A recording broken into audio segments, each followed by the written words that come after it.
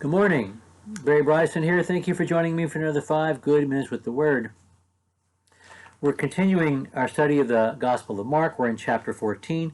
We're going to read verses 10 and 11 today. I know that's not a lot of time, a lot of space to cover, but we have been talking about this triptych, this beautiful moment that is framed by these two sinister moments. We have Jesus' enemies trying to think about when they can seize him and kill him after the Passover is done. And then we have this moment in Bethany where Mary anoints his head and feet. And then we have Judas providing them an opportunity. Judas decides to betray Jesus. Now, we know from John's Gospel that when Jesus threw the fit to protect Mary and to say, you don't know what you're talking about, that he was talking directly to Judas. I don't know if this factored into it. Judas is an enigmatic character. But before, I didn't mention yesterday, talk yesterday anything about the Jesus' statement about the poor, you having the poor with you always. He's quoting Deuteronomy 15:11, and in that passage is not about an acceptance of poverty as the norm, and that's not what Jesus is doing. It's a passage about our perpetual responsibility to serve the underserved, to protect the helpless, to help those who need our help, to help where help is needed. And that's what that verse is about, and that's what Jesus is saying. Jesus is in no way justifying injustice that produces poverty. He's just admitting the fact that the world is a sinful place and that our responsibility to the helpless, to the poor, and the underserved will not end, ever. Okay, let's talk about Judas. He's an enigmatic figure. Judas Iscariot, no one knows what Iscariot means.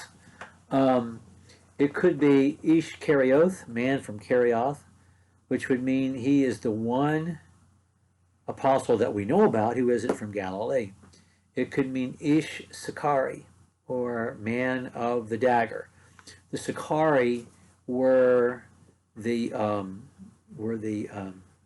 radical, weaponized wing of the Zealot movement. They were the zealots who, if they were living today, would wear bomb vests, and would plot mass destruction. We know those people. They exist in our planet, on our planet, in our consciousness.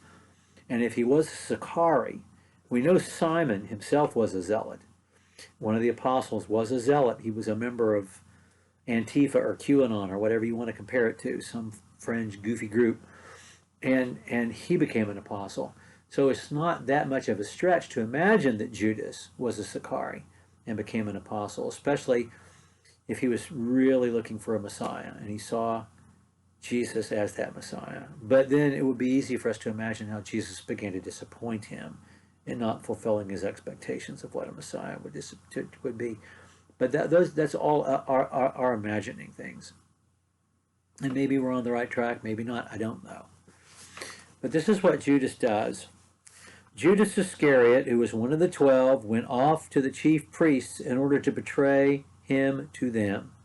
And they were glad when they heard this and promised to give him money, and he began seeking how to betray him at an opportune time.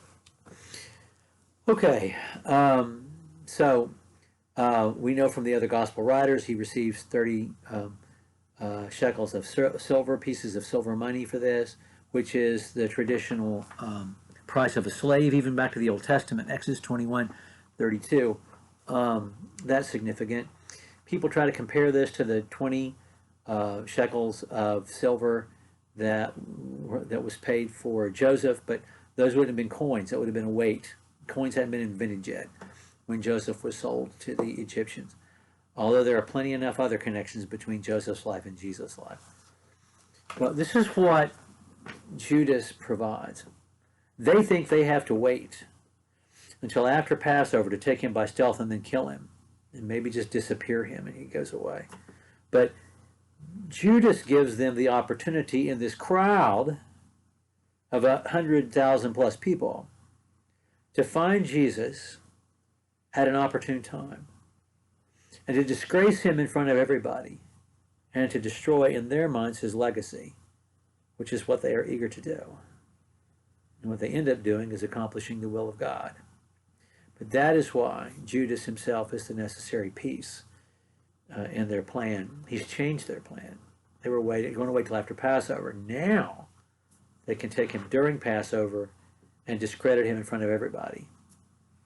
And the moment they do, this crowd, which just days before had said, Hosanna, son of David, and laid their coats on the ground so his donkey didn't have to walk on dirt, yelled out, crucify him, and meant it. Okay, we will follow up with verse 12 next time. Thank you so much for joining me for another 5 minutes with the Word.